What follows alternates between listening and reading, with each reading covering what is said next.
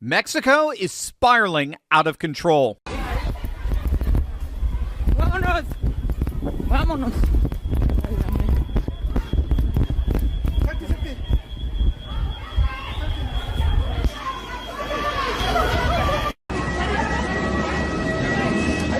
Just days after El Mencho, the most wanted drug lord on earth, was killed in a daring U.S.-backed military raid, the Jalisco New Generation Cartel has unleashed a wave of terror across 28 Mexican states, killing 25 National Guard soldiers in a single day, bombing military installations, storming airports, and offering a bounty of $1,000 for every soldier killed. And now President Trump is escalating. Make sure to stick them to the very end of this video, because what's unfolding right now in Mexico is not just a cartel crisis. It's a civilizational confrontation between sovereign nations and transnational criminal empires, and the outcome will reshape the Western Hemisphere permanently. Hey gang, it's me, Dr. Steve, your Patriot Professor, here to help you make sense of the madness with breaking news and analysis you're not going to get anywhere else. So you know what to do. Make sure to smack that bell and subscribe button. On Sunday morning, February 22nd, Mexican special forces launched a raid on the mountain town of Tapalpa in the western state of Jalisco. Their target was Nemesio Cervantes, known to the world as El Mencho, the supreme leader of the Jalisco New Generation Cartel, the most powerful and ruthless criminal organization on the planet. The intelligence that made this operation possible came from the CIA in a brand new Pentagon-led Joint Interagency Task Force Counter-Cartel, roughly 300 military and civilian personnel operating just 15 miles from the Mexican border, specifically designed to map out cartel networks on both sides of the border. And get this, they found El Mencho by trafficking the movements of his girlfriend, who led intelligence officers straight to his mountain hideout. Mexican forces moved in at dawn. Cartel fighters opened fire with high-caliber weapons and rocket-propelled grenades. They even hit a military helicopter with an RPG, killing 9 soldiers on the spot. But to their credit, the Mexican military did not back down. They established a perimeter. They tracked El Mencho into the surrounding woods and found him critically wounded along with 2 bodyguards. All 3 were airlifted out, but El Mencho never made it. He died in transit. At the compound, authorities seized an arsenal of rifles, grenade launchers, rocket launchers, mortar shells, armored vehicles. This wasn't a drug operation. This was, in effect, a military base. And as it turns out, the nearly 20,000-strong Jalisco cartel have waged total war on Mexico in retaliation for El Mencho's killing. We're talking over 300 confirmed blockades across 28 states, cars, buses, trucks hijacked and set ablaze, gas stations banked, retail stores attacked, tire spikes deployed across highways. In Puerto Vallarta, obviously a beloved vacation destination for millions of Americans, cartel operatives torched vehicles near cruise ship ports and hotels. Eyewitnesses described taxi drivers being targeted. One cab driver was shot up, the driver murdered, the vehicle set on fire. In Guadalajara, Mexico's second largest city and one of the host cities for the 2026 FIFA World Cup, gunmen stormed the international airport there, and then the cartels began bombing military installations. The U.S. State Department issued shelter-in-place orders for Americans. Schools were shut down across multiple states. Even Guatemala reinforced security on their border with Mexico. Dozens upon dozens have been killed, including upwards of 25 National Guardsmen. But in the midst of the chaos that's been unleashed in Mexico, it appears clear that this isn't as much a retaliation as it is desperation on the part of the cartels. And that's because El Mencho wasn't the only leader eliminated. His right-hand man, known as El Tuli, the top financial and logistics operator of the entire Jalisco cartel, he's also been reportedly killed. El Tuli tried to flee in a vehicle, opened fire on military personnel, and was then fatally shot. When they searched the scene, they found weapons, cartridges, almost $1 million in cash, and $7.2 million pesos. I guess that's the kind of money a cartel lieutenant carries around as pocket change. So in the space of 48 hours, the Mexican military has eliminated both the supreme leader and his top operational commander. And that, gang, is what we call a decapitation strike. The Jalisco cartel operate under a very highly centralized command structure. And with both El Mencho and El Tuli gone, analysts are now warning of exactly what you would expect: a massive power vacuum that could shatter the organization into warring factions, turning in on themselves.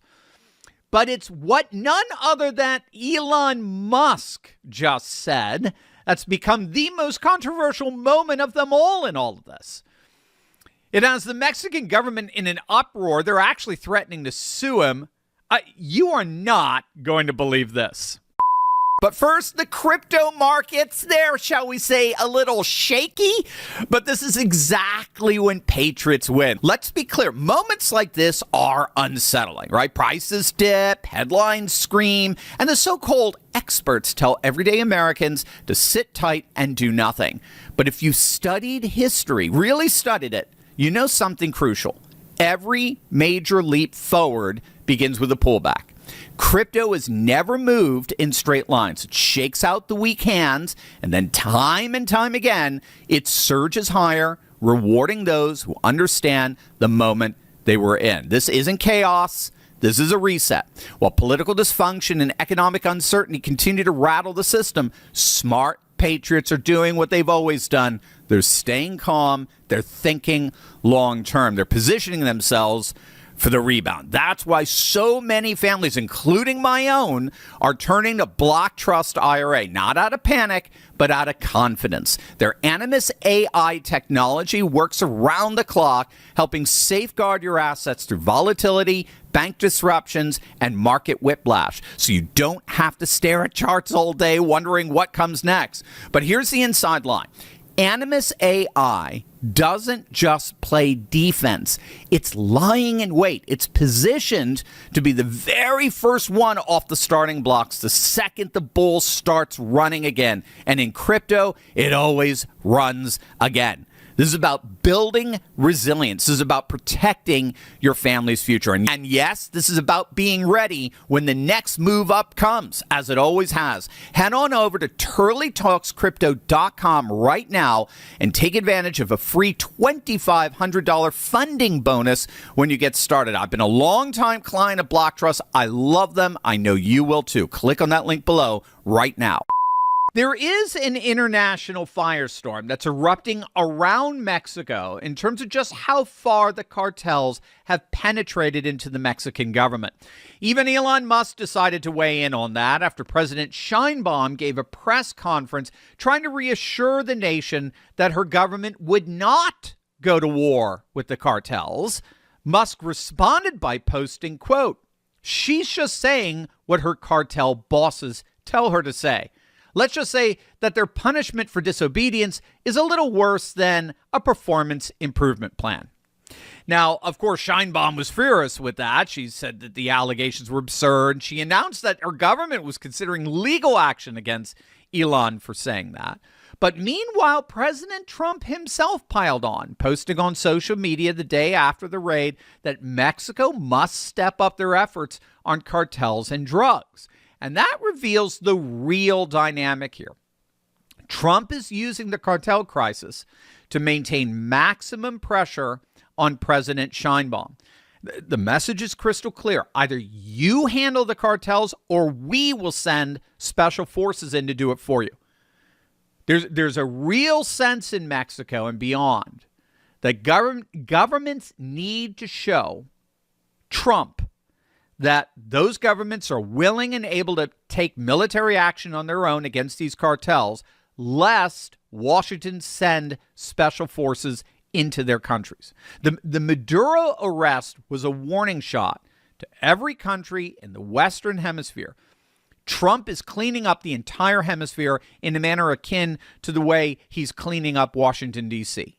And Sheinbaum knows it, which is why she's conducting the most aggressive anti-cartel campaign in over a decade, deploying 10,000 National Guard troops, extraditing 92 high-level cartel leaders to the United States, and now conducting the operation that killed the most wanted drug lord since Pablo Escobar. So in fairness, she is cracking down, but Trump and Musk are making it clear that this crackdown is just the beginning, and she had better root out all the cartel influence in the Mexican government in the process. So let's put this all together, because really what we're witnessing right now is not just a drug war.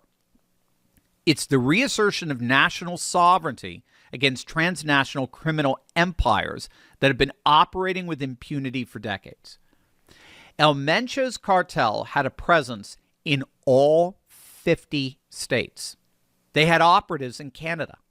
They had an estimated narco army of 20,000 fighters with rocket launchers, armored vehicles, explosive drones, and landmines. They were operating as a de facto state within a state, literally a parallel government. And the events of the last 72 hours are a declaration that the true states, the true governments, the United States and Mexico, are taking their sovereignty back from this invasion. Is this going to be messy? Absolutely. The violence we saw is a reminder that decapitating a cartel creates a dangerous power vacuum. Rival factions will fight for control. Even rival cartels, like this Sinaloa cartel, they're going to try to exploit the Jalisco cartel's moment of weakness, no question. But make no mistake, what happened this past weekend will be remembered as a turning point. The day the world's most wanted narco-terrorist was eliminated through unprecedented U.S.-Mexico cooperation. The day his right-hand man was hunted down within 24 hours. And the day a nation began to reclaim its sovereignty from the criminal empires that have been, as President Trump himself said, running Mexico. The new civilizationalist world is rising. National sovereignty is back. The cartels just found out what happens when two nations decide they've had enough. And that restoration is just beginning. Hey gang, if you like this video, come join me in the Courageous Patriots Club. That's where we have the real conversation, exclusive weekly content, and our Monday night live Q&A with patriots just like you. Click the link below, get access, and I'll see you inside.